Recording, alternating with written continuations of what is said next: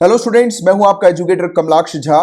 23 जनवरी 2021 का current affairs का ये लेक्चर आप लोग देख रहे हैं।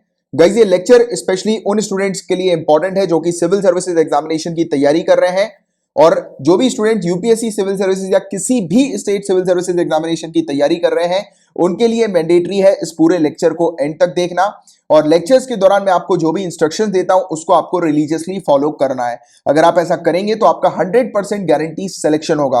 और 100% गारंटी सिलेक्शन की बात मैं यूं ही नहीं करता हूं, इसके बकायदा प्रूफ भी देता हूं। आप नीचे डिस्क्रिप्शन पर प्रूफ चेक कर सकते हैं, मैंने वीडियो बनाए हुए हैं कि यूपीएससी सिविल सर्विसेज एग्जामिनेशन 2020 से 1 से 1.5 साल पहले जितने भी टॉपिक्स मैंने अपने स्टूडेंट्स के कवर करवाए थे उन्हीं से रिलेटेड क्वेश्चंस पूछे गए हैं। और इवन अगर आप स्टेट सिविल सर्विसेज की तैयारी कर रहे हैं तो भी मैं आपको बता दूं कि यूपीपीसीएस 2020 एग्जाम से 1 से 1.5 साल पहले जितने भी टॉपिक्स मैंने कवर कराए थे उन्हीं से रिलेटेड क्वेश्चंस आए हैं गाइस, क्योंकि यहां पर जो टॉपिक्स अपन डिस्कस करते हैं वो civil services point of view से इंपॉर्टेंट टॉपिक्स होते हैं और यहां पर सभी सोर्सेज से न्यूज को कवर किया जाता है। इसका मतलब यह है कि अगर आप रेगुलरली लेक्चर्स को फॉलो करेंगे तो आपको कहीं से भी करंट अफेयर्स को प्रिपेयर करने की आवश्यकता नहीं होगी। इंग्लिश हिंदी दोनों में ही यहां पर टॉपिक्स कवर किए जाते हैं। तो देखिए, आज जो टॉपिक्स कवर करेंगे अपन पेपर 1, पेपर 2 और पेपर 3 के ये टॉपिक्स हैं जिनको अपन डिस्कस करने वाले हैं। लेक्चर्स को स्टार्ट करने से पहले मैं आप लोग को बता दूंगा इसकी पीडीएफ पेड पैकेज की भी फैसिलिटी आपके लिए अवेलेबल है। आप चाहें तो इसको ले सकते हैं। सिर्फ 100 रुपीज पर मंथ की फीस में आपको डेली लेक्चर्स की पीडीएफ दी जाती है, आपको हैंडआउट नोट्स प्रोवाइड किए जाते हैं, आपको वीकली कंपाइलेशन दिया जाता है रिवीजन के लिए, और आपको मंथली मैगजीन दी जाती है। और नीचे डिस्क्रिप्शन पर आप चेक कर सकते हैं, सैंपल वीडियो बनाया हुआ है, आप देख लीजिएगा कि किस प्रकार का मटेरियल मिलता है आपको, उसकी सैंपल की क्वालिटी आपको नीचे डिस्क्रिप्शन पर मिल जाएगी। और एक ऑफर भी है, आप चाहें तो इस ऑफर को वीडियो को पॉज करके पढ़कर ले सकते हैं। और पेड पैकेज को कैसे ज्वाइन करना है तो उसकी पूरी इंफॉर्मेशन यहां पर दी हुई है, आप वीडियो को पॉज करके ये पूरी चीज पढ़ लीजिए। और पेमेंट कैसे करनी है, इस क्यूआर कोड का आप इस्तेमाल कर सकते हैं फीस पेमेंट करने के लिए, या फिर नीचे डिस्क्रिप्शन पर आपको बैंक अकाउंट नंबर मिल जाएगा, यूपीआई आईडी मिल जाएगी, उसके थ्रू भी आप जो है वो ट्रांसफर कर सकते हैं फीस, राइट। और अगर कोई समस्या आती है पेड पैकेज को ज्वाइन करने में या कोई भी इंफॉर्मेशन आपको पूछनी है मुझसे करंट अफेयर से रिलेटेड या पेड पैकेज से रिलेटेड, आप मुझे फेसबुक पर मैसेज करके पूछ सकते हैं। और अगर आप फेसबुक पर नहीं हैं तो ये मेरा नंबर है, इस नंबर को अपने फोन पर सेव कर लीजिए, 9713282838। ध्यान रहे, इस नंबर पर कॉल नहीं करना है, आप एसएमएस के थ्रू, व्हाट्सएप पर मैसेज करके या टेलीग्राम पर मैसेज करके मुझसे कॉन्टैक्ट कर सकते हैं। मेरा रिप्लाई आपके पास विद इन 24 आवर्स आ जाएगा, राइट। तो चलो समय ना वेस्ट करते हुए फटाफट अपन लेक्चर को शुरू करते हैं। तो स्टार्ट करेंगे अपन पेपर 1 की पहली न्यूज से। तो पेपर 1 की गाइस पहली न्यूज में बात हो रही है रीसा के बारे में। किसके बारे में बात हो रही है? रीसा। रीसा क्या है? तो ये जो आप कपड़ा देख रहे हैं गाइस, तो ये रीसा हम लोग को देखने को मिलता है, राइट। ये कपड़ा है, ये जो मोहतरमा खड़ी है इनका नाम नहीं है रीसा, ये कपड़ा है, ठीक है, कपड़ा, ये रीसा हम लोग को देखने को मिलता है। त्रिपुरा के चीफ मिनिस्टर ने प्रमोट किया है अभी रिसेंटली रीसा को, दैट्स व्हाई ये टॉपिक हम लोग को न्यूज में देखने को मिला था।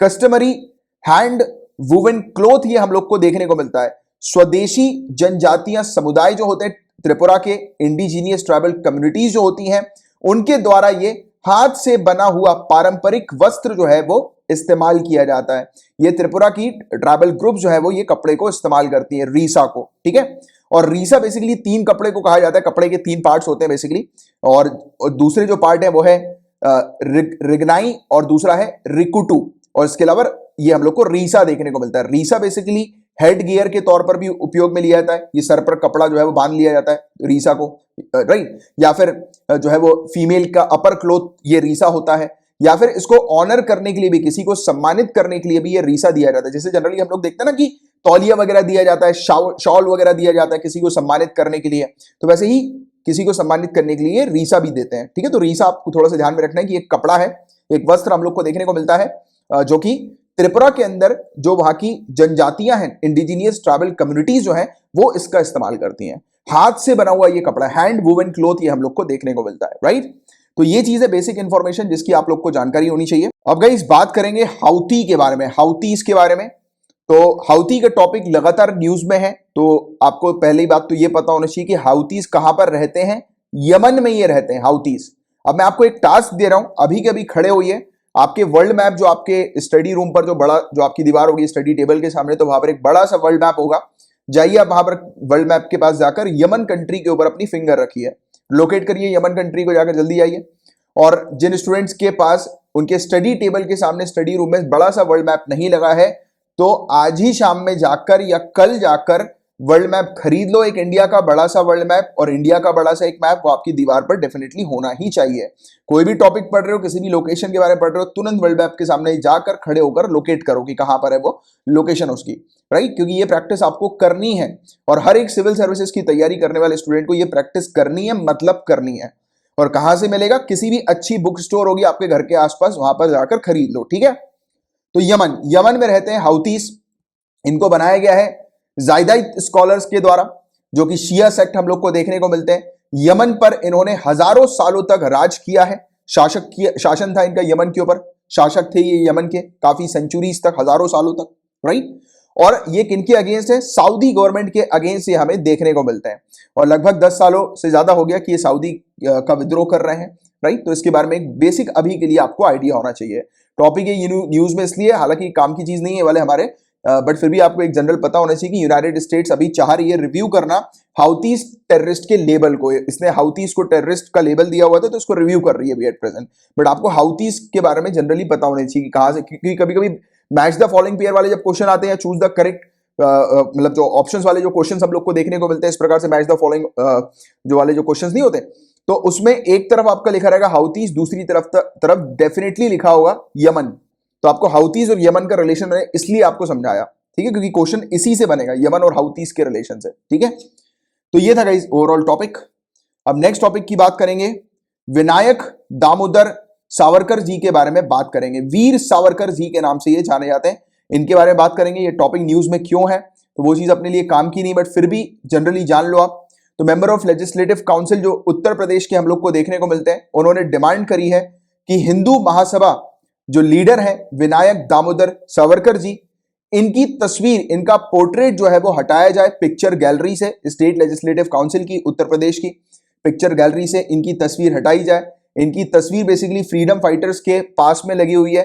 तो अभी एक एमएलसी का कहना है कि फ्रीडम फाइटर्स जो है उनके लिए इंसल्ट है इनकी तस्वीर उनके पास में रखना। तो इस प्रकार की कंट्रोवर्सी हमें देखने को मिल रही है। हालांकि इतना ये खिचड़ी वगैरह अपने लिए काम का नहीं है, अपने लिए जो मेन काम की चीज है वो वीर सावरकर जी के बारे में जानना कि वीर सावरकर जी कौन है, इनसे रिलेटेड फैक्ट्स अपन को देखना। तो इनका जन्म हुआ था 28 मई 1883 को। कहां पर? भागुर में इनका जन्म हुआ था। भागुर जो है वो महाराष्ट्र की नासिक में हम लोग को एक जगह देखने को मिलती है, वहां पर इनका जन्म हुआ था 28 मई 1883 को, राइट?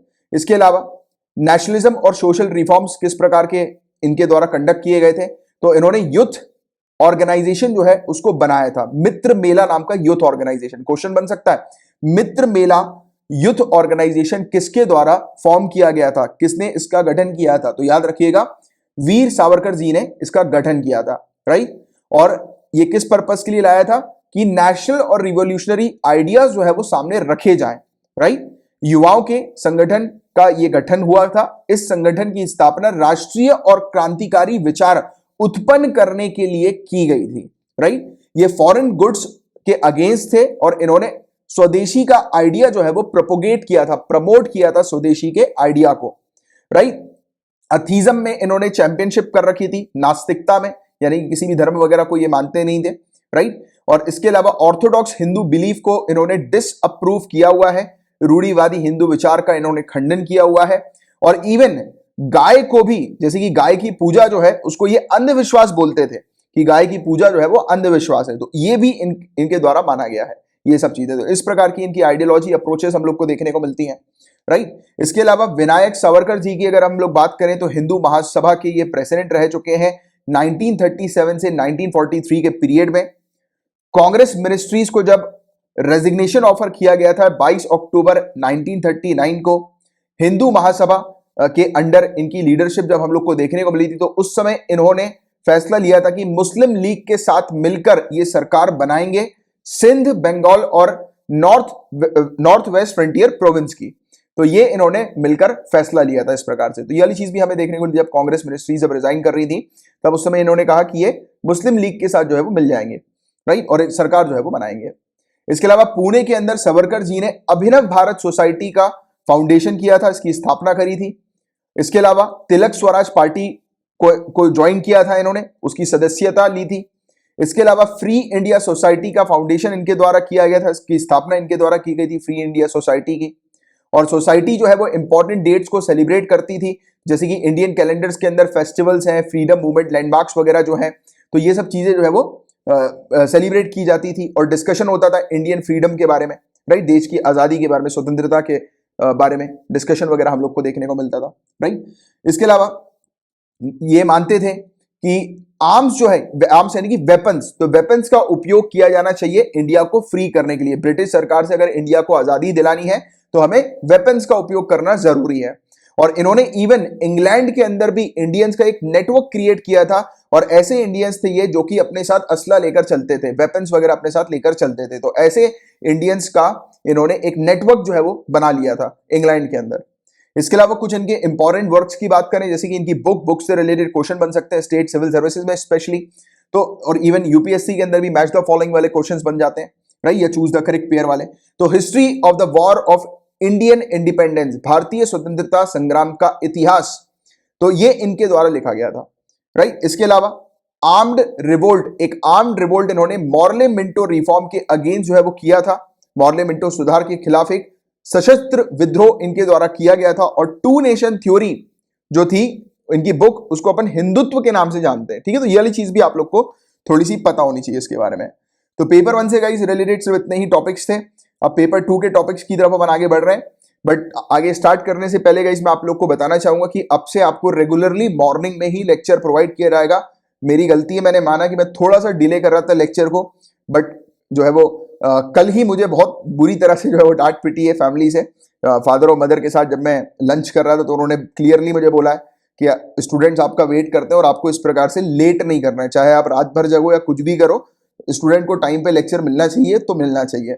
तो बस वही, अब डांट पिट गई, अब कुछ नहीं कर सकते। अब बिल्कुल टाइम पे कुछ भी हो जाए, दूसरे काम भले ही डिले हो जाएंगे, भले ही नींद डिले हो जाएगी, कुछ भी सब डिले हो जाएगा, बट आपको लेक्चर अब टाइम पर मिलेगा, that is for sure. But हाँ, अगर कोई टेक्निकल डिफॉल्ट आता है तो उसमें मेरी गलती नहीं है। अभी क्या बीच में दो दिन तक लगातार एक टेक्निकल डिफॉल्ट था, मैं बता भी रहा था फैमिली को कि पापा मम्मी को कि यार टेक्निकल डिफॉल्ट था इसलिए लेट हो गया।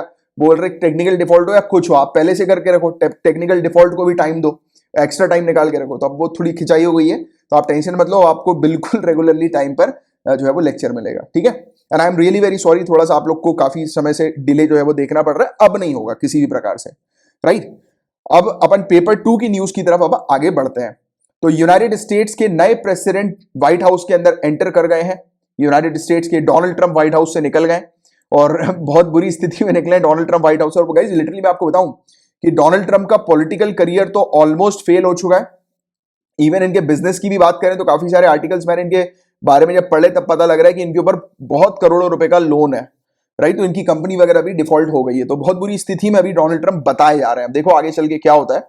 और बाकी इनकी ओथ टेकिंग सेरेमनी हम लोग को देखने को मिली थी नए प्रेसिडेंट की, तो उसमें डोनाल्ड ट्रंप भी नहीं आए, वो तो डेफिनेटली हमें पता था नहीं आएंगे। बट हाँ, एक चीज याद रखिएगा, बहुत ही कम ऐसे प्रेसिडेंट हैं यूनाइटेड स्टेट्स के जो कि अपने सक्सेसर की ओथ टेकिंग सेरेमनी में प्रेजेंट नहीं हुए हैं। उनमें से एक डोनाल्ड ट्रंप है। और डोनाल्ड ट्रंप के बारे में थोड़ा सा बेसिक आइडिया मैं आपको दूं तो एक ऐसे प्रेसिडेंट रहे हैं अमेरिका की हिस्ट्री में जिन्होंने अमेरिका के प्रेसिडेंट को जो रूल्स रेगुलेशंस फॉलो करने होते हैं ना, जो मतलब कोड ऑफ कंडक्ट होता है जो उनको फॉलो करना होता है, सब उन्होंने नकार दिया। उन्होंने बोला उनको कुछ फॉलो नहीं करना, वो जैसा चाहेंगे वैसा करेंगे। और काफी कंट्रोवर्शियल प्रेसिडेंट रहे हैं यूनाइटेड स्टेट्स की हिस्ट्री में। और मतलब ऐसे प्रेसिडेंट जिनका ट्विटर अकाउंट जो है वो सस्पेंड हो गया था, आपको पता भी रीसेंट पास में अपन ने डिस्कशन किया था इसके बारे में। ऐसे प्रेसिडेंट जिनके बारे में कहा जाता है कि उन्होंने लगभग करीब करीब 12 झूठे वादे किए अपने पूरे टेन्योर में। तो इस प्रकार की जो है वो थी मतलब छवि डोनाल्ड ट्रंप की। अब वो है नहीं, बट कहा यह जा रहा है कि इनका पॉलिटिकल करियर तो अब खत्म है और इवन बिजनेस में भी जो है वो उनको ह्यूज लॉस जो है वो देखने को मिल रहा है। अब देखो क्या होता है। बट इंडिया की तरफ से इसको सपोर्ट है डोनाल्ड ट्रंप को, क्योंकि मोदी जी और डोनाल्ड ट्रंप की काफी हम लोग को फ्रेंडशिप देखने को मिली है, राइट। तो अब देखते हैं आगे चल के होता क्या है। बट बाकी एक बेसिक आइडिया आपको पता होना चाहिए कि अब फाइनली नए प्रेसिडेंट आ गए हैं, व्हाइट हाउस के अंदर एंटर कर गए हैं, ये हमें देखने को मिल रहे हैं। जॉय बाइडेन नए प्रेसिडेंट हम लोग को नजर आ रहे हैं। इन्होंने ओथ ले ली है। 46वें, याद रखिएगा 46th यूनाइटेड स्टेट्स के ये प्रेसिडेंट है। और कमाला हैरिस ये 49th वाइस प्रेसिडेंट हम लोग को यूनाइटेड स्टेट्स की देखने को मिल रही है। जो स्टूडेंट स्टेट सिविल सर्विसेज की तैयारी कर रहे हैं, याद रखो ये वाला फिगर। और यूपीएससी की जो स्टूडेंट तैयारी कर रहे हैं उनको भी पता होना चाहिए, क्योंकि यूनाइटेड स्टेट्स की यहां पर बात हो रही है। बाइडेन की अगर हम लोग बात करें गाइस, तो ये सबसे बूढ़े, सबसे ओल्डेस्ट प्रेसिडेंट के तौर पर हम लोग को देखने को मिल रहा है अमेरिका की हिस्ट्री में। कमाला हैरिस की हम लोग बात करें तो ये पहली महिला है, पहली इंडियन अमेरिकन वाइस प्रेसिडेंट हम लोग को देखने को मिल रही है यूनाइटेड स्टेट्स की। और न्यूली इलेक्ट और री इलेक्टेड प्रेसिडेंट जो यूनाइटेड स्टेट्स के हम लोग को देखने को मिलते हैं, उनका टेन्योर कितने समय का होता है, तो याद रखिएगा 4 सालों के लिए यूनाइटेड स्टेट्स के प्रेसिडेंट जो है वो रूल करते हैं, राइट, या ऑफिस में रहते हैं 4 सालों के पीरियड के लिए। और अभी 20 तारीख को अभी जो बीती 20 तारीख है ना, 20th डे हम लोग को जनवरी का देखने को मिल रहा है। तो इस समय जो है वो हम लोग को देखने को मिला है कि व्हाइट हाउस में एंटर कर गए हैं जॉय बाइडेन, राइट। तो ये चीज हम लोग को नजर आ रही है। और कॉन्स्टिट्यूशन के अंदर, हालांकि अमेरिका के कॉन्स्टिट्यूशन के अंदर ये चीज मेंशन नहीं है कि ओथ जो है वो कौन दिलवाएंगे यूनाइटेड स्टेट्स के प्रेसिडेंट को, बट जनरली हम लोग देखते हैं कि ओथ टेकिंग सेरेमनी में जो ओथ दिलवाते हैं वो चीफ जस्टिस होते हैं, ठीक है, यूनाइटेड स्टेट्स के। तो ये वाली चीज बस आप लोग को बेसिक से फैक्ट्स कुछ पता होने चाहिए, ठीक है, क्लियर है यहां तक बातें। अब गाइस यहां पर बात करेंगे Karnataka prevention of slaughter and preservation of cattle ordinance 2020 के बारे में। आप लोग सभी लोग जानते हैं, इस टॉपिक को अपन ने पहले भी डिस्कस किया हुआ है कि कर्नाटका के अंदर कोई भी व्यक्ति गाय को नहीं मारेगा। अगर कोई भी व्यक्ति गाय को मारता है, काउ स्लॉटरिंग में कोई इन्वॉल्व होता है, तो उसके खिलाफ सख्त कार्रवाई की जाएगी। और गायों को प्रिजर्व करने के लिए, उनको कंजर्व करने के लिए, उनके संरक्षण के लिए ये कानून ऑर्डिनेंस हम लोग को देखने को मिला है कर्नाटका के अंदर। ये टॉपिक हम लोग को दोबारा से न्यूज में क्यों देखने को मिल रहा है, तो अभी बताया जा रहा है कि इसकी जो कर्नाटका की हाई कोर्ट है उसने बकायदा मेंशन किया है कि किसी भी व्यक्ति के खिलाफ कार्रवाई नहीं की जाए इस ऑर्डिनेंस के तहत अगर वो कैटल को ट्रांसपोर्ट कर रहे हैं। तो अगर कोई व्यक्ति कैटल्स का ट्रांसपोर्टेशन कर रहा है तो उसके खिलाफ कोई कार्रवाई इस ऑर्डिनेंस के तहत अभी नहीं की जाए। क्यों ऐसा इन्होंने बोला, तो देखो, और ये इसमें कर्नाटका हाई कोर्ट के अंदर हम लोग को एक पीआईएल पिटीशन देखने को मिली है जो कि चैलेंज कर रही है इस ऑर्डिनेंस को। बोल रही है कि सरकार ने अभी तक कोई भी रूल्स रेगुलेशंस जो है वो फ्रेम नहीं किए हैं इस कैटल ट्रांसपोर्टेशन को लेकर कि क्या प्रोसीजर को फॉलो किया जाएगा अगर कोई व्यक्ति कैटल्स को ट्रांसपोर्ट कर रहा है तो, राइट। तो क्या क्या उससे सवाल पूछे जाएंगे और उसको क्या वजह जो है वो उसकी वैलिड होगी, राइट। यानी कि वो अगर कोई वजह बताता है, रीजन बताता है कि इस पर्पस के लिए वो कैटल को लेकर जा रहा है, तो उस रीजन को जो है वो किस प्रकार से देखा जाएगा और उस रीजन को एग्जेम्प्ट किया जाएगा कि नहीं किया जाएगा। तो इस पर पूरा प्रॉपर रूल्स रेगुलेशन जो है वो सरकार ने अभी तक फ्रेम नहीं किए हैं। तो बताया जा रहा है इसके कारण काफी सारे लोग जो है जो कैटल्स वगैरह को ट्रांसपोर्ट कर रहे हैं तो उनको परेशानियां झेलनी पड़ रही है। उनको इस कानून के तहत जो है वो कार्रवाई करने की बात की जा रही है पुलिस के द्वारा कि उनके खिलाफ इस कानून के तहत कार्रवाई की जाएगी। तो अभी के लिए वहां की हाईकोर्ट ने, कर्नाटका की हाईकोर्ट ने बोल दिया है कि ट्रांसपोर्टेशन अगर जो लोग कर रहे हैं उनके खिलाफ इस कानून के तहत कोई कार्रवाई नहीं की जाए, क्योंकि अभी तक सरकार ने रूल्स रेगुलेशंस फ्रेम नहीं किए हैं, रूल्स रेगुलेशन जो है वो लागू नहीं किए हैं कि कोई भी अगर ट्रांसपोर्ट करता है तो किस प्रकार की प्रोसीजर जो है वो उसके अगेंस्ट फॉलो की जाएगी या फिर किस प्रकार की डिटेलिंग या किस प्रकार की जानकारी जो है वो उससे मांगनी है और कौन सी जानकारी जो होगी वो वैलिड होगी। यानी कि कौन सी जानकारी के तहत ये पता लगेगा कि सामने वाला व्यक्ति जो है वो ट्रांसपोर्टेशन जो कर रहा है वो स्लॉटरिंग पर्पस के लिए नहीं कर रहा है। तो इस पर प्रॉपर रूल्स बनाने के लिए जो है वो अभी कहा गया है कि हाई कोर्ट के द्वारा कि जब तक ये रूल्स नहीं आएंगे तब तक किसी के खिलाफ एज सच कोई ट्रांसपोर्टेशन के मामले में कार्रवाई ना की जाए।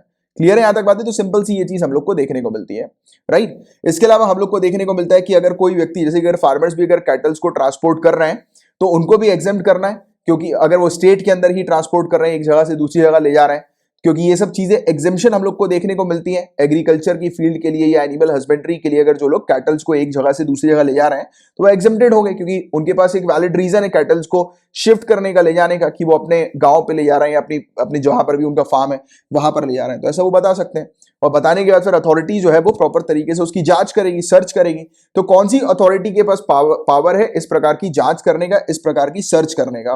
तो पुलिस ऑफिसर जिनकी रैंक सब इंस्पेक्टर से ऊपर की है उनके पास अथॉरिटी हम लोग को देखने को मिलती है कि सर्च करने की, कि वो जाकर सर्च कर सकते हैं और उनको लगता है कि सामने वाला व्यक्ति जो है वो ये गायों को लेकर जा रहा है मारने के लिए, तो वहां पर उन गायों को सीज भी किया जा सकता है, राइट।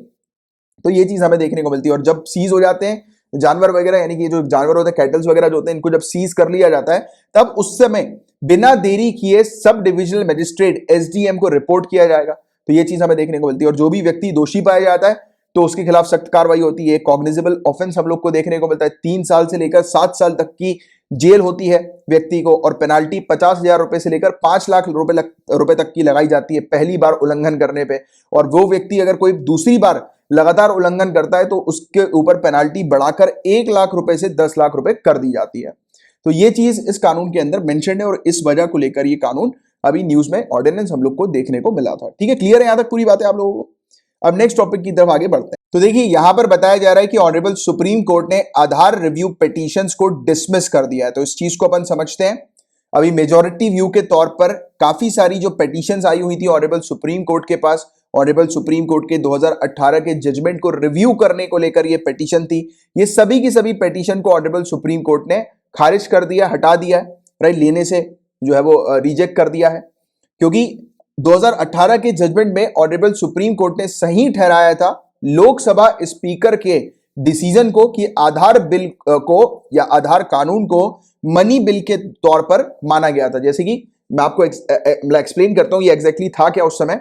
तो उस समय हुआ ये था कि जब आधार बिल इन्होंने प्रस्तुत किया था लोकसभा के अंदर सरकार ने, तो आधार बिल को मनी बिल के तौर पर इंट्रोड्यूस किया था, यानी कि आधार बिल को मनी बिल बताकर इंट्रोड्यूस किया गया था।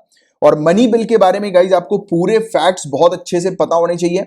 ये वाला जो टॉपिक है मनी बिल का, ये मैंने आप लोग का कल ही कवर करा है इसी पर्टिकुलर आर्टिकल को देखते हुए, क्योंकि ये मनी बिल का टॉपिक है, ये लगभग मेरे ख्याल से 20-22 मिनट का ये पूरा टॉपिक है। इसमें पूरी तरह से मैंने आपको मनी बिल एक्सप्लेन किया हुआ है।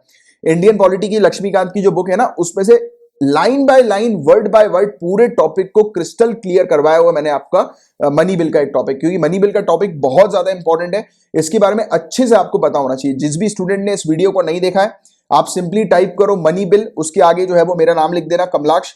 अब देखो मैंने आजकल जो है वो झा सर लिखना शुरू कर दिया, क्योंकि मुझे एक दो स्टूडेंट ने बोला था कि सर हम आपका नाम लिखते हैं तो सही से जो है वो आता नहीं है सर्च लिस्ट में। फिर मैंने बोला कि यार जरा स्क्रीनशॉट भेजना क्या नाम लिख रहे हो, तो वो मेरी स्पेलिंग वगैरह गलत लिख देते हैं स्टूडेंट। तो इसलिए मैंने झा सर कर दिया आप लोग के कंफर्ट के लिए, कि आप आराम से जो है वो ढूंढ सको वीडियो वगैरह को। तो आप वीडियो का मनी बिल जो है वो लिखिएगा, उसके आगे झा सर लिख दीजिएगा, ठीक है। तो जो भी सबसे पहला वीडियो आएगा वो अपना यही वाला होगा। थंबनेल आप थोड़ा सा देख लो, ये इस प्रकार का थंबनेल होगा मनी बिल का। और वैसे तो आप वीडियो लिस्ट पे चले जाओगे, कल ही का वीडियो है ये, आपको मिल जाएगा। कल टेलीग्राम के ग्रुप में भी अपन ने पोस्ट किया हुआ है, तो ये वाला वीडियो पूरा देख लेना। लक्ष्मीकांत के टॉपिक जो है मनी बिल का, उसको पूरा मैंने पूरा कंप्लीट टॉपिक एक्सप्लेन किया हुआ है। इसमें इवन ऑर्डिनरी बिल और मनी बिल में क्या डिफरेंस है वो भी बताया हुआ है। क्योंकि ये वाला आप टॉपिक पूरा देख लोगे तो आपको मनी बिल के बारे में कहीं और से पढ़ने की जरूरत नहीं है। जो भी चीज क्वेश्चंस पूछे आएंगे मनी बिल से रिलेटेड, जो मैंने पढ़ाया उसी से रिलेटेड आएंगे, उससे बाहर का कुछ नहीं आएगा। तो इसको जरूर देख लेना, तो इसमें आपके पूरे कॉन्सेप्ट जो है वो अच्छे से क्लियर हो जाएंगे। तो हुआ क्या था, सरकार ने आधार बिल जब प्रस्तुत किया था तो उसको मनी बिल बताकर प्रस्तुत किया था। अब लोकसभा जब मनी बिल को प्रस्तुत करती है तो डेफिनेटली मनी बिल के ऊपर तो ना राज्यसभा की चलती है ना ऑनरेबल प्रेसिडेंट की चलती है, क्योंकि ऑनरेबल प्रेसिडेंट को भी उस पर एसेंट देना ही पड़ता है, क्योंकि ऑनरेबल प्रेसिडेंट के रिकमेंडेशन पर ही ये मनी बिल जो है वो प्रस्तुत किया जाता है। अब देखो लक्ष्मीकांत इंडियन पॉलिटी की बुक में तो लिखा हुआ है सिंपल सा कि मनी बिल क्या होता है, उसके बारे में जानकारी दी हुई है। बट जब आप मेरा ये वीडियो देखेंगे तब आपको एक्चुअल में पता लगेगा कि मनी बिल यानी कि लॉजिक पता लगेगा कि मनी बिल क्यों सिर्फ लोकसभा में ही इंट्रोड्यूस होता है, और मनी बिल जो है उसको रिजेक्ट क्यों नहीं कर सकती राज्यसभा, या राज्यसभा अगर मनी बिल पर कोई रिकमेंडेशन देती है तो उस रिकमेंडेशन को लोकसभा की मर्जी होती है कि वो उसको फॉलो करे या ना फॉलो करे। तो कंप्लीटली सोल अथॉरिटी होती है मनी बिल को पास कराने की, वो लोकसभा की होती है, राइट। तो ऐसा क्यों होता है, उसके पीछे का लॉजिक मैंने वहां पर आपको बताया हुआ है लेक्चर के दौरान पढ़ाते हुए मैं। तो आप उस लेक्चर को जरूर देखो, कि बुक्स वगैरह में जो चीज लिखी रहती है वो तो पॉइंट टू पॉइंट लिखा रहता है, बट उस पर अंडरस्टैंडिंग डेवलप करना बहुत इंपॉर्टेंट होता है। तो आप एक बार देखिएगा वाले मेरे वीडियो को, उसमें पूरी चीज मैंने क्रिस्टल क्लियर करके आपको समझाई हुई है, ठीक है। तो ये चीज हमें देखने को मिलती है। और 5 जजेस की बेंच जो है वो बैठी थी, जिनको हेड किया था चीफ जस्टिस दीपक मिश्रा जी के द्वारा। इन्होंने सही ठहराया था आधार एक्ट को, राइट। 4:1 के रेशियो में हम लोग को देखने को मिला था कि 4 जजेस ने बोला था कि सही है और एक ने बोला था कि नहीं इसको हटा दिया जाए, राइट। तो ऐसी चीज हम लोग को देखने वाली थी। 4:1 के रेशियो में हम लोग को देखने को मिला कि इसको सही ठहराया गया था कि आधार एक्ट जो है वो बिल्कुल सही है, इसको मनी बिल ही जो है वो माना जाएगा। क्योंकि सेक्शन 7 जो आधार एक्ट का है उसके अंदर मेंशन्ड है कि आधार के तहत जो सब्सिडी होती है, जो सर्विसेज होते हैं और जो बेनिफिट जो होते हैं वेलफेयर स्कीम के, वो किससे चार्ज किए जाते हैं, कंसोलिडेटेड फंड ऑफ इंडिया से चार्ज किए जाते हैं। अभी आप मनी बिल वाला टॉपिक देखोगे, आपने ऑलरेडी शायद मनी बिल पढ़ा होगा, तो आपको पता है कि मनी बिल के अंदर 7 प्रोविजंस को जो है वो फॉलो करना होता है। यानी कि कोई भी बिल, वो बिल मनी बिल होगा कि नहीं होगा, वो क्या बताएंगे, ये 7 प्रोविजन बताएंगे, जो कि मनी बिल के टॉपिक में एक्सप्लेन किया है मैंने। उनमें से एक प्रोविजन ये भी है कि कंसोलिडेटेड फंड ऑफ इंडिया या फिर कंटिजेंसी फंड ऑफ इंडिया, इसकी अगर बात होती है, कोई भी बिल इससे रिलेटेड बात करता है, इससे पैसे निकालने की बात करता है या इसमें पैसे डालने की बात करता है या कुछ एक्स्ट्रा खर्चे बढ़ाने की बात करता है कंसोलिडेटेड फंड ऑफ इंडिया के, तो ऐसे जो खर्चे होते हैं, ऐसे जो बिल्स होते हैं, वो मनी बिल ही कहलाएंगे। तो इसलिए नॉर्मल सी बात है, सेक्शन 7 के अंदर जब हम लोग को कंसोलिडेटेड फंड ऑफ इंडिया का जिक्र देखने को मिल रहा है कि इसका इस्तेमाल किया गया कि जो भी खर्चे होंगे वो इसी से निकाल कर किए जाएंगे आधार एक्ट के अंदर, तो डेफिनेटली ये आधार वाला जो कानून होगा वो मनी बिल के तौर पर ही होगा, राइट, टेक्निकली। तो ये चीज हम लोग को इसकी देखने को मिलती है। और पूरा मुद्दा जो है वो एग्जैक्टली है क्या गाइस, तो देखो ऑनरेबल सुप्रीम कोर्ट के जजमेंट के बाद दो मुद्दे बेसिकली सामने आए थे पिटीशन के तौर पर। जो पिटीशन फाइल हुई थी ना, दो मुद्दों से रिलेटेड हुई थी। एक तो स्पीकर के जो डिसीजन होते हैं मनी बिल को लेकर, क्या वो फाइनल होते हैं, उसको क्या किसी कोर्ट में चैलेंज नहीं किया जा सकता क्या? तो मैंने आपको पढ़ाया हुआ है कि स्पीकर के डिसीजन फाइनल होते हैं, उसको कहीं पर भी चैलेंज नहीं किया जा सकता। इवन पार्लियामेंट में स्पीकर के डिसीजन के बारे में डिस्कशन तक नहीं होगा, राइट, किसी प्रकार का विवाद नहीं होगा। तो ये चीज क्लियरली जो है वो मेंशन्ड है। इसके अलावा Aadhaar targeted delivery of financial and other subsidies benefits and services act 2016, इसको करेक्टली जो है वो सर्टिफाई किया है मनी बिल के तौर पर हमारे इंडियन कॉन्स्टिट्यूशन के आर्टिकल 110 क्लॉज 1 के तहत। और कोर्ट का क्या कहना है इस चीज में, तो कोर्ट का कहना है कि स्पीकर का डिसीजन जो होगा वो चैलेंज किया जा सकता है, बट कुछ सर्टेन सर्कमस्टांसेस में, और सर्कमस्टांसेस का जिक्र जो है वो यहां पर नहीं है, बट आप लोग को क्लियरली मेंशन करना है कि कहीं पर भी स्पीकर के जो डिसीजन होते हैं मनी बिल को लेकर कि ये बिल मनी बिल होगा या नहीं होगा, वो फाइनल होगा, राइट, क्योंकि ये हमारे इंडियन कॉन्स्टिट्यूशन के अंदर क्लियरली देखने को मिलता है। और आधार एक्ट जो है वो राइटली मनी बिल है, क्योंकि उसमें अपन ने कंसोलिडेटेड फंड ऑफ इंडिया का क्लॉज जो है वो देख लिया। और मनी बिल क्या होता है, तो ये इसका पूरा नोट आपको मिल जाएगा यहाँ पर मैगजीन में, बट आप ये वाला वीडियो जरूर देख लेना, ठीक है। इस वीडियो में पूरी चीज डिटेल में मैंने आप लोगों को एक्सप्लेन की हुई है। और गाइस पेपर 2 से रिलेटेड सिर्फ इतने ही टॉपिक्स थे। पेपर 3 में आगे बढ़ने से पहले नए स्टूडेंट्स को बताना चाहता हूं कि सीसेट का कोर्स जो है वो अवेलेबल है आप लोगों के लिए।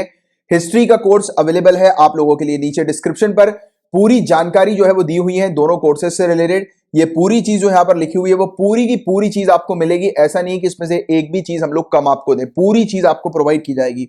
3 डेमो भी हैं, और जो फीस रखी गई है मात्र 999 रुपए सीसेट की, और 1449 रुपीज मात्र हिस्ट्री के पूरे कोर्स की। पूरा कोर्स आपका हिस्ट्री का जो है वो कंप्लीट करवाया जाएगा। और ये जो फीस है गाइस, ये इतनी कम जो है वो रखी गई है, ये आपको और कहीं नहीं मिलेगी। आप बेनिफिट उठा लो जितनी जल्दी उठा सकते हो, राइट, क्योंकि इसमें लिमिटेड एंट्रीज ही आपको प्रोवाइड की जा रही है, राइट। और लाइव क्लासेस की लिमिटेड एंट्री आपको दी जा रही है, बाकी रिकॉर्डेड क्लासेस तो आपको पूरी की पूरी मिल जाएगी, राइट। इसमें डेमोज वगैरह भी हैं। और क्योंकि लाइव क्लास की लिमिटेड एंट्री इसलिए क्योंकि हम लोग को पर्सनल अटेंशन देना है हर एक स्टूडेंट पर, हर एक स्टूडेंट का डाउट जो है वो क्लियर करना है। और जो सीसेट की जो स्टूडेंट्स क्लास ले रहे हैं उनको बहुत अच्छे से पता है कि किस प्रकार से चीजें मेंटेन की जा रही है, मैनेज की जा रही है। आपका हर एक डाउट जो होगा वो क्लियर होगा। सर आपको तब तक पढ़ाएंगे जब तक आपका डाउट क्लियर नहीं हो जाता। किसी भी चीज में आपका छोटा सा भी डाउट है आपको क्लियर होगा, राइट। और अगर जैसे जो चीज मैं बताता हूं आपका डाउट क्लियर होगा तो वो होता है, और अगर नहीं हो तो मुझसे बात करना, राइट। और ऐसा तो है, ऐसा तो पॉसिबल ही नहीं है कि नहीं होगा, क्योंकि सीसेट के स्टूडेंट जो है उनको काफी मजा आ रहा है क्लासेस अटेंड करने में, क्योंकि हम लोग का मेन फोकस है गाइस आपका एग्जाम क्रैक करवाना, क्योंकि आपका एग्जाम क्रैक होगा उसी से हमारी जो है वो सक्सेस होगी। तो इसीलिए ये जो कोर्स जो रखा गया गाइस, तो इसमें पर्सनल अटेंशन जो कि आपको कहीं नहीं मिलेगा वो यहां पर आपको प्रोवाइड किया जा रहा है, और कहीं मिलेगा भी तो इस फीस पे, इस रेट पर नहीं मिलेगा। और जो फैकल्टी मैं आपको प्रोवाइड करा रहा हूं, आप डेमो क्लास अटेंड करिए, आपको मजा आ जाएगा। और सीसेट के बारे में मैं आपको बताना चाहता हूं, सीसेट की आज फ्री डेमो क्लास है। एक नया टॉपिक रीजनिंग का शुरू हो रहा है, तो उसकी आपको फ्री डेमो क्लास मिलेगी रात में 8 बजे। तो सभी लोग यूट्यूब के चैनल का अपना नोटिफिकेशन जो है वो ऑन कर लो, राइट, ऑल नोटिफिकेशन पे क्लिक कर लो। जैसे ही आपके पास लाइव क्लास का नोटिफिकेशन चालू हो जाएगा 8 बजे, तो उसको आप अटेंड कर लेना। आप खुद देखिएगा किस प्रकार से क्लासेस जो है वो कंडक्ट होती हैं। तो चलो ये आप लोग को बताना था, ज्वाइन करना है जल्दी जल्दी कर लो, राइट, क्योंकि एग्जाम काफी नजदीक है। जल्दी जल्दी अपने पूरे जितने भी आपके जो कोर्स है उसको निपटा लो, क्योंकि रिवाइज भी करना है ना। तो चलो गाइस अब पेपर 3 की न्यूज की तरफ आगे बढ़ेंगे। पेपर 2 से रिलेटेड इतने ही टॉपिक्स थे। यहां पर बात हो रही है एंजियोजेनेसिस के बारे में। एंजियोजेनेसिस, ब्लड फॉर्मेशन इसको अपन कहते हैं। इसमें क्या होता है गाइस, ब्लड वेसल्स जो होते हैं वो बढ़ जाते हैं एंजियोजेनेसिस में, तो ब्लड वेसल्स को बढ़ाया जाता है। देखिए इसमें अभी साइंटिस्ट रिसर्चर इस पर एंजियोजेनेसिस पर काम कर रहे हैं। 16 दिसंबर 2020 के लेक्चर में 33 मिनट 31 सेकंड पे आप जाकर देखेंगे तो आपको जेब्रा फिश का एक टॉपिक मिलेगा। हमने बात करी थी कि जेब्रा फिश एक ऐसी फिश हम लोग को देखने को मिलती है, उसका अगर हार्ट फेलियर हो जाता है ना, यानी कि उसको जब हार्ट अटैक आता है या हार्ट में उसकी कोई टिश्यूज वगैरह डैमेज हो जाते हैं, तो वो खुद ब खुद उसको रिपेयर कर लेती है। तो ये इसकी प्रॉपर्टी, और इसी प्रॉपर्टी पर रिसर्च जो है वो की जा रही है साइंटिस्ट रिसर्चर के द्वारा, जेब्रा फिश की इसी प्रॉपर्टी के ऊपर। और रिसर्चर जो है वो अब काम कर रहे हैं कि ट्रांसजेनिक जेब्रा फिश मॉडल बनाने का क्रिस्पर कैस9 जीन एडिटिंग टूल की मदद से जेनेटिक इंजीनियरिंग में इसका उपयोग जो है वो किया जाता है, क्रिस्पर कैस9 का, राइट। स्टडी किया जा रहा है कि किस प्रकार से एंजियोजेनेसिस मैकेनिज्म जो है वो तैयार किया जाए ट्यूमर माइक्रो एनवायरमेंट में। तो ये चीज हम लोग को देखने को मिलती है, क्योंकि एंजियोजेनेसिस मतलब कि ब्लड वेसल जो है वो ग्रो करवाएं। जैसे आप देख सकते हो कि ये ब्लड वेसल्स जो हम लोग को देखने को मिलते हैं ना, उसको ग्रो करवाना है। जैसे कि हार्ट अटैक इंसान को कब आता है, स्ट्रोक कब आता है, जब ब्लड का फ्लो जो है वो अटक जाता है, रुक जाता है, तो उसको हार्ट अटैक आ जाता है, स्ट्रोक हम लोग को देखने को मिलता आता है। बट अगर ब्लड का फ्लो जो है वो बरकरार रहे, कंटिन्यूअस रहे, बिना किसी रुकावट के, तब क्या होगा, तब हमें देखने को मिलेगा कि इंसान का हार्ट जो है वो हेल्दी रहेगा, राइट। तो इसी पर ही साइंटिस्ट रिसर्चर जो है वो काम कर रहे हैं कि ये जो ब्लड वेसल्स वगैरह जो होती है ना, किस प्रकार से नई बनाई जाए, क्या फिजियोलॉजिकल प्रोसेस जो है वो कंडक्ट की जाए, क्योंकि एंजियोजेनेसिस का मतलब यही होता है, फिजियोलॉजिकल प्रोसेस, जिसके तहत नई ब्लड वेसल जो है वो बनती हैं, फॉर्म होती हैं प्री एग्जिस्टिंग वेसल से। जो ऑलरेडी वेसल्स मौजूद है उसी से नई नई ब्लड वेसल जो है वो बनना शुरू हो जाती है, जैसे कि ब्लड का फ्लो जो है वो स्मूथ हो जाता है, ठीक है। तो ये चीज हम लोग को देखने को मिलती है। ये नॉर्मल और वाइटल प्रोसेस हम लोग को देखने को मिलती है ग्रोथ और डेवलपमेंट के लिए, राइट। चोट वगैरह जब लग जाती है, हील मतलब उसको हील करने के लिए, उसको ठीक करने के लिए, राइट। और ग्रैन्युलेशन टिश्यू, जो टिश्यू वगैरह जो डैमेज वगैरह हम लोग को देखने को मिलते हैं, तो उसको फॉर्म करने के लिए, जो भी टिश्यू डैमेज हो गया वो फिर से बन जाए। क्योंकि मैंने आपको क्या बताया, ज़ेब्रा फिश की ये प्रॉपर्टी है कि वो अपने हार्ट को जो है वो बना लेती है। अगर उसका हार्ट के टिश्यूज वगैरह डैमेज होते हैं तो वो बना लेती, तो उसी पर ही जो है वो साइंटिस्ट रिसर्चर काम कर रहे हैं। और देखो ज़ेब्रा फिश का ये टॉपिक है ना, दूसरी बार आया है लगातार, बट इसमें इन्होंने ये वाला जिक्र नहीं किया था पुराने वाले लेक्चर, यानी कि पुराने लेक्चर में अपन ने बात करी थी कि ज़ेब्रा फिश के पास प्रॉपर्टी है हार्ट रीजनरेशन की। इस आर्टिकल में इसके बारे में इनडायरेक्टली बताया हुआ है और ये रिपीटेड है, और इस प्रकार से छुपी इंफॉर्मेशन जो दी हुई है ना, तो उसके तहत आपसे ये वाला टॉपिक पूछा जा सकता है। क्योंकि साइंस और टेक्नोलॉजी में काफी कम चीजें हम लोग को देखने को मिलती हैं, तो कम चीजों में स्पेसिफिक चीज जो है वो सिविल सर्विसेज उठाती है और पूछती है। तो इसलिए ये वाला टॉपिक अच्छे से ध्यान में रखना, और जिन स्टूडेंट्स ने ये वाला वीडियो नहीं देखा डेफिनेटली देखो, और जो भी गाइज मैं यहाँ पर इंस्ट्रक्शन दे रहा हूं उसको ईमानदारी से फॉलो किया करो, क्योंकि मैं आपको कहता हूं कि अगर ऐसा करोगे तो ही आपको सिलेक्शन मिलेगा। क्योंकि मैं जो टॉपिक आपको बताता हूं ऐसे ही उठाकर कॉपी पेस्ट करके नहीं बताया था। जैसे कि अभी ये मनी बिल का मैंने टॉपिक है, ये कल अलग से आपको क्यों दिया, क्योंकि आज इस आर्टिकल में है मनी बिल के बारे में बात, तो आपको इस मनी बिल के बारे में पूरी चीज पता होनी चाहिए। तो आप जो भी बता रहा हूं उसको ध्यान से सुनो और ध्यान से पढ़ो, कवर करो, मैं गारंटी देता हूं सिलेक्शन होगा। आगे की बात करते हैं, SOFR, secured overnight financing rate, ये क्या होता है, तो इससे रिलेटेड बेसिक एक जानकारी लेते हैं अपन। तो SBI इसका उपयोग करती है, बेंचमार्क के तौर पर इस रेट का उपयोग किया जाता है। ओवरनाइट इंटर बैंक, यानी कि आपस में बैंक के बीच में जब पैसे जब ट्रांसफर किए जाते हैं, राइट, यानी कि एक बैंक को दूसरे बैंक से अगर कुछ पैसे उधार लेने हैं, ओवरनाइट लोन्स वगैरह जो है वो लेना है, तो उस समय पर जिस रेट का उपयोग किया जाता है वो है SOFR, secured overnight financing rate. तो ये चीज हम लोग को देखने को मिलती है, राइट। तो ये हम लोग को नजर आ रही है, राइट। ओवरनाइट इंटरेस्ट और रेफरेंसेस रेट के तौर पर ये SOFR हम लोग को देखने को मिलती है। और ये treasury repurchase market, repo market और ट्रेजरीज लोन्ड या फिर बोरोड ओवरनाइट के ऊपर बेस्ड ये हम लोग को SOFR देखने को मिलती है। तो सिंपल सी चीज है, ये बस आपको ध्यान में रखना है कि जिस रेट पर, जैसे कि आपस में बैंक्स जो है वो एक दूसरे के साथ जो पैसे ट्रांसफर करते हैं लेते हैं, तो जिस रेट पर लेते हैं, जिस रेट पर को इन्होंने फिक्स किया है, बेंचमार्क बनाया हुआ है, वो है SOFR। और इंटरनेशनली SOFR का बहुत ज्यादा उपयोग किया जाता है। अब इस न्यूज की बात करें गाइस, तो ऑनरेबल सुप्रीम कोर्ट ने इंसॉल्वेंसी एंड बैंकरप्सी कोड के सेक्शन 32A को सही ठहराया है। तो ये किस चीज के लिए इंपॉर्टेंट है और इसके क्या इंप्लीकेशंस हम लोग को देखने को मिल रहा है, तो उस पर अपन बात करते हैं। बट हालांकि गाइस मैं आपको बता दूं कि ये टॉपिक उतना इंपॉर्टेंट नहीं है। आपके लिए जो काम की चीजें जो इंपॉर्टेंट है वो ये है कि आपको इंसॉल्वेंसी एंड बैंकरप्सी कोड के बारे में जानना है। तो आपका मेरा एक टास्क है आज के लिए, होमवर्क है आप लोगों के लिए, कि आपको इंसॉल्वेंसी एंड बैंकरप्सी कोड से रिलेटेड पूरी चीज पढ़नी है। इसके बारे में ऑलरेडी मैं आपको एक्सप्लेन कर चुका हूं, काफी इजी सी चीज है। चलो मैं आपको इसके बारे में भी बताता हूं। काफी सिंपल सी चीज है इंसॉल्वेंसी एंड बैंकरप्सी कोड में। जैसे कि कोई व्यक्ति है, किसी व्यक्ति ने बैंक से लोन लिया, अब वो लोन जो है वो बैंक को चुका नहीं पा रहा है, राइट। तो वो क्या करेगा, अपने आप को दिवालिया घोषित कर देगा कि भाई अब मेरे पास तो पैसा नहीं है, मैं तो जो है वो लोन नहीं चुका सकता। फिर बैंक की जो कार्रवाई होगी पूरी, इसकी प्रॉपर्टी वगैरह को अटैच करके नीलाम करने की, बेचने की, पैसा वसूलने की, वो पूरी चीज इंसॉल्वेंसी एंड बैंकरप्सी कोड के तहत जो है वो आती है, राइट। बट आप इंसॉल्वेंसी एंड बैंकरप्सी कोड को एक बार जरूर पढ़िएगा, काफी इंपॉर्टेंट ये टॉपिक है, राइट। दिवाला एवं दिवालियापन संहिता, ये हम लोग को देखने को मिलता है। तो देखो ऑनरेबल सुप्रीम कोर्ट ने क्या कहा है अपने जजमेंट में, तो जजमेंट में ऑनरेबल सुप्रीम कोर्ट ने आर्टिकल 32A जो इंसॉल्वेंसी एंड बैंक्रप्सी कोड का है उसको सही ठहराया है, राइट। ये बताया जा रहा है कि इंसॉल्वेंसी एंड बैंक्रप्सी कोड के लिए इंपॉर्टेंट है ये आर्टिकल। ये अट्रैक्ट करता है बिडर्स को कि बिडर जो है वो रीजनेबल और फेयर वैल्यू जो है वो ऑफर करें, राइट। किसके लिए? कॉर्पोरेट डेटर के लिए। डेटर कौन होता है? जो व्यक्ति जिसने लोन दिया होता है एक व्यक्ति को, ठीक है। अब इसमें क्या होता है, जब नीलामी होती है तो उसमें क्या होता है, बिडर्स वगैरह वहां पर मौजूद होते हैं, तो बिडर्स वगैरह को अट्रैक्ट करें और बिडर जो है वो प्रॉपर तरीके से नीलामी में पार्टिसिपेट करें और फेयर और रीजनेबल वैल्यू जो है वो मिल सके डेटर को। इस चीज की बात करता है आर्टिकल 32A, राइट। और टाइमली कंप्लीट हो जाए सीआईआरपी का प्रोसीजर, कॉर्पोरेट इंसॉल्वेंसी रेजोल्यूशन की प्रोसेस जो है वो कंप्लीट हो जाए जल्दी से जल्दी, जिससे कि प्रॉपर्टी जो है वो अटैच होकर नीलाम हो, जिससे कि जो डेटर्स वगैरह जो है जिन्होंने लोन्स वगैरह दे रखा है तो उनको रिटर्न जो है वो मिल जाए जल्दी से जल्दी, उन्होंने जो पैसा दिया है वो वसूल सके, राइट। और ऐसे बिडर जिनको प्रोटेक्शन ग्रांट की गई है, राइट, मिसलीड से, कि पास्ट में अगर कोई भी इशू होता है तो उसके लिए बिडर्स जो है वो रिस्पॉन्सिबल नहीं होंगे। जैसे कि जो बिडर्स वगैरह जो होते हैं, जो बिडिंग वगैरह जो करते हैं, राइट, तो अगर जैसे उन्होंने कोई प्रॉपर्टी को परचेज कर ली, अब वो प्रॉपर्टी जो है उस पर कुछ लोगों का विवाद है, अब वो वहां पर प्रॉब्लम क्रिएट कर रहे हैं, तो उसमें बिडर की कोई जो है वो कोई इन्वॉल्वमेंट नहीं होगा, क्योंकि बिडर की तो उसमें कोई गलती नहीं है ना।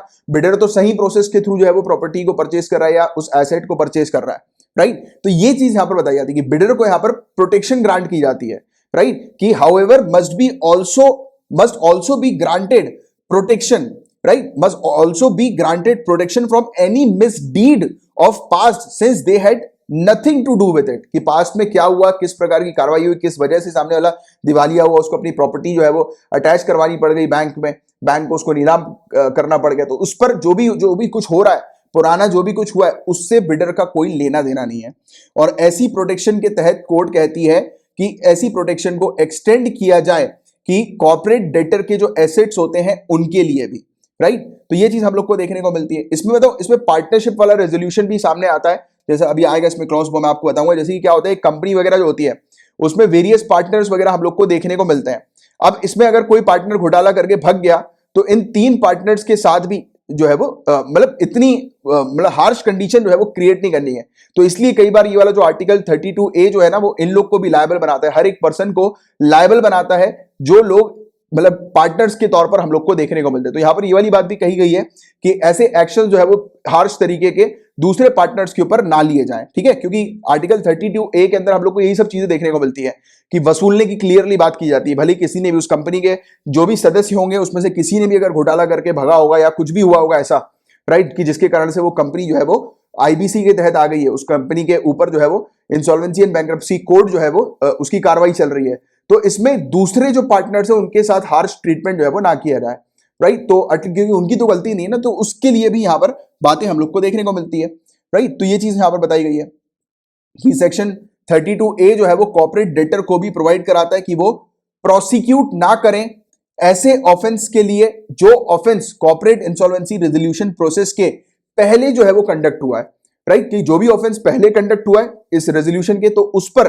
जो है वो कोई कार्रवाई डेटर वगैरह ना करे, क्योंकि यहां पर जो कार्रवाई चल रही है सीआईआरपी के तहत वो इसी के ऊपर बेस चल रही है ना, कि जो डेटर्स हैं जिन्होंने लोन्स वगैरह दे रखा हुआ है तो उनको जो है वो वापस जो है वो मिल जाए लोन वगैरह जल्दी से, कि उनको रिटर्न वगैरह जल्दी से जल्दी मिल जाए, तो इस पर पूरी कार्रवाई चली रही है। तो ये चीज यहां पर बताई जा रही है कि उससे पहले की जो चीजें हैं उस पर अब कोई कार्रवाई नहीं की जाए, क्योंकि वो तो अब समाप्त हो गई, सामने वाला व्यक्ति जो है वो तो दिवालिया घोषित हो गया, अब तो कुल मिलाकर एसेट्स वगैरह जो है वो नीलाम करके पैसे वसूलना है, राइट। तो ये सब चीजों के बारे में चीज हम लोग को देखने को मिलती है। No action shall be taken against property of corporate debtor, corporate debtor की प्रॉपर्टी के अगेंस्ट जो है वो कोई भी एक्शन जो है वो ना लिया जाए। तो ये वाली चीज भी हम लोग को इसके अंदर देखने को मिलती है। तो ये चीज है। आगे की बात करें, ऑनरेबल सुप्रीम कोर्ट ने इसको सही क्यों ठहराया आर्टिकल 32A को, तो सही इसलिए ठहराया जिसके चलते जो दूसरे बिडर्स हैं उनमें भी कॉन्फिडेंस आ सके। एक्सपर्ट्स का ऐसा मानना है कि वो बिडिंग करते समय एक कॉन्फिडेंस के साथ जो है वो प्रोसीड हो, कि जिसके चलते जो मतलब बिडर्स के खिलाफ जो है वो किसी प्रकार की कार्रवाई नहीं होगी या बिडर्स जो है वो किसी झमेले में पड़ेंगे नहीं, क्योंकि यहां पर क्लियरली बता दिया ना आर्टिकल 32A के अंदर, ऑनरेबल सुप्रीम कोर्ट ने भी मेंशन किया कि बिडर्स को किसी भी प्रकार से परेशानी नहीं होनी चाहिए, उनको प्रोटेक्शन मिलनी चाहिए, राइट, कि अगर कोई भी मतलब इशू उस प्रॉपर्टी से रिलेटेड अगर पहले हुआ होता है, राइट, कार्रवाई होने से पहले, तो वो तो चल ही रहा है, वो इशू आईबीसी और सीआईआरपी के तहत हम लोग को देखने को मिल रहा है, जो प्रोसेस जो है वो कंडक्ट हो रहा है, राइट, चल ही रहा है। अब बिडिंग होने के बाद कोई भी बिडर के खिलाफ अगर कुछ कार्रवाई करने के लिए कुछ लोग आए, जैसे कि एक की प्रॉपर्टी है, इसको एग्जांपल के तौर पर लो तो और अच्छे से समझोगे। जैसे कि एक की प्रॉपर्टी है, इस प्रॉपर्टी के ऊपर जो है वो मतलब ये सामने वाले व्यक्ति ने इस प्रॉपर्टी का लोन जो है वो चुकाया नहीं, या फिर अपने जो भी पर्सनल लोन थे वो चुकाए नहीं, तो इसकी ये प्रॉपर्टी जो है वो नीलाम हो गई। अब एक एक्स व्यक्ति ने इसकी प्रॉपर्टी खरीद ली। अब ये प्रॉपर्टी जो थी वो ए की थी। अब ए जो है वो एक्स के पास आकर लड़ने लगा कि यार हमें ये प्रॉपर्टी वापस करो, ये हमारी प्रॉपर्टी, और इस तरह से इसको परेशान करने लगा। तो एक्स को किसी प्रकार की परेशानी ना हो, इसकी प्रोटेक्शन जो है वो उसमें ग्रांट की हुई है कि बिडिंग होने के बाद या बिडिंग होने के समय पर भी बिडर्स जो है वो कॉन्फिडेंट रहे कि उनके खिलाफ जो है वो किसी प्रकार की कार्रवाई नहीं होगी, उनको जो है वो किसी मामले में घसीटा नहीं जाएगा। राइट, तो ये चीज हम लोग को इस टॉपिक के अंदर देखने को मिल रही है। राइट, अब अच्छा, यहां पर मैं आपको गाइस एक चीज ये बताना चाहूंगा कि ये जो टॉपिक जो सामने आया ना, ये 2-3 तरीके से अलग अलग आर्टिकल्स के अंदर अलग अलग तरीकों से देखने को मिला है। जैसे कि एक तो इंडियन एक्सप्रेस के आर्टिकल में ये जो चीज मैंने आपको पढ़ाई है वो चीज हमें देखने को मिली है। इसके अलावा जैसे कि मैं आपको दिखा भी देता हूं, ये इंडियन एक्सप्रेस का ये आर्टिकल है जिसपे अपन ने बात करी, यही है ना अपना टॉपिक आज का, देख लो आप, ये इंडियन एक्सप्रेस का ये आर्टिकल है। तो इसमें जो अपन ने बात करी आर्टिकल 32A के बारे में, वो सब चीजें यहां पर मेंशन है। इसके अलावा यहां पर एक आर्टिकल आया है खबर.ndtv.com पर। तो इस आर्टिकल के अंदर मेंशन है खरीदारों की बात की जा रही है, यानी कि यहां पर बात की जा रही है जो जो मतलब जो घर खरीदते हैं ना, होम बायर्स वगैरह जो होते हैं, उन्होंने बेसिकली एक रियल एस्टेट कंपनी के ऊपर जो है वो बात करी कि कोई रियल एस्टेट कंपनी है, वो जिसे होता है ना कि रियल एस्टेट कंपनीज वगैरह होती हैं, बिल्डर्स वगैरह जो होते हैं, वो क्या करते हैं, जिसको भी घर खरीदना होता है उससे पैसे ले लेते हैं एडवांस में, और उसको बता देते हैं कि इतने समय पर, इतने सालों के बाद जो है वो आपका घर रेडी हो जाएगा, पोजीशन आपको मिल जाएगा, आप शिफ्ट हो सकते हो। राइट, बट क्या होता है कई बार बिल्डर्स वगैरह जो है वो भी घोटाला कर देते हैं। तो यहां पर ये चीज मेंशन की गई कि जब तक किसी एसेट पर 100 से ज्यादा लोग, या फिर उस एसेट की वैल्यू के 10% के आसपास जो लोग हैं, अगर वो यहां पर आते नहीं हैं, यानी कि इकट्ठा होकर अगर नहीं आएंगे, तब तक सामने वाले के खिलाफ कार्रवाई नहीं होगी।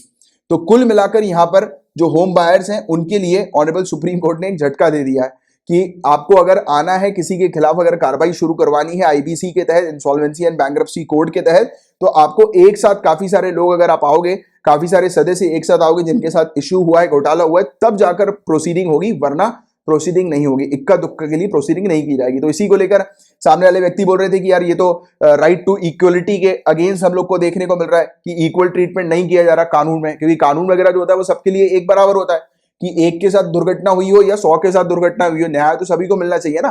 तो इसने इन्हीं सब चीजों को थोड़ा सा चैलेंज किया, तो इसको लेकर भी ये टॉपिक न्यूज में था। तो इसकी आपको एक बेसिक जानकारी होनी चाहिए, बट अभी के लिए मैं सिर्फ यही कहूंगा कि जो आपके एग्जामिनेशन के लिए इंपॉर्टेंट है वो है इंसॉल्वेंसी एंड बैंक्रप्सी कोड। अच्छा एक मिनट रुकना, गलत टॉपिक खोल दिया अपन ने।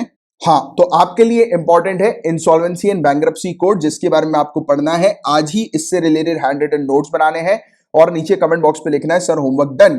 तो मुझे पता लग जाएगा कि आपने होमवर्क अपना कंप्लीट कर लिया है, इंसॉल्वेंसी एंड बैंक्रप्सी कोड को पढ़ लिया है, और जो भी चीज मैंने आपको टास्क दिया है करने के लिए आज के लेक्चर के दौरान वो पूरे आप करिए। ठीक है, तो ये था अपना आज का लास्ट टॉपिक गाइस, और मैंने आपको जितने भी टॉपिक्स पढ़ाए अगर आपको अच्छे से क्लियर हुए, दिमाग में बैठ गए, तो लाइक का बटन जरूर हिट कीजिएगा। नए आए हैं चैनल को सब्सक्राइब कीजिए और शेयर गाइस जरूर कीजिएगा लेक्चर को। और पीडीएफ पेड पैकेज के बारे में ऑलरेडी मैंने आपको बता दिया, ये पूरी इंफॉर्मेशन यहाँ पर मेंशन्ड है। लेक्चर के स्टार्टिंग में भी मैंने बताई हुई है, जिन स्टूडेंट ने नहीं देखा है स्टार्टिंग में एक बार देख लो, पूरा आइडिया मिल जाएगा, या फिर इन जनरल पूरा पढ़ लो आप, तो आपको समझ में आ जाएगा। 100 रुपीज पर मंथ की फीस में ये पूरी फैसिलिटी आपको मिलेगी। ऑफर भी है, ये आप ले सकते हो। कैसे ज्वाइन करना है उसकी इंफॉर्मेशन यहाँ पर है, पेमेंट कैसे करनी है, ये क्यूआर कोड है, नीचे डिस्क्रिप्शन पर अकाउंट नंबर और यूपीआई नंबर मिल जाएगा, तो उसके थ्रू भी आप कर सकते हो। तो ये पूरी डिटेल जो है वो आपको दी हुई है। ठीक है, और अगर कुछ और जानकारी आपको चाहिए पेड पैकेज से रिलेटेड या करंट अफेयर्स के बारे में कुछ पूछना है, तो फेसबुक पर मैसेज करके आप उससे पूछ सकते हैं। मेरा रिप्लाई आपके पास विद इन 24 आवर्स आ जाएगा। और अगर आप फेसबुक पर नहीं है तो आप मेरा नंबर सेव कर लीजिए अपने फोन पे, 9713282838 नंबर है, और ध्यान रहे इस नंबर पर कॉल नहीं करना है। आप एसएमएस के थ्रू, व्हाट्सएप पर मैसेज करके या टेलीग्राम पर मैसेज करके मुझसे कांटेक्ट कर सकते हो। मेरा रिप्लाई आपके पास विद इन 24 आवर्स आ जाएगा। ठीक है, और अब मिलेंगे अपन मंडे को। कल जो है वो संडे है, कल के दिन आपका रिवीजन वाला लेक्चर आएगा, कंपाइलेशन आपको प्रोवाइड किया जाएगा, आपका कल रिवीजन डे है। राइट, तो अपन मिलेंगे मंडे को, तब तक के लिए bye bye, take care, have a great day ahead, Tata.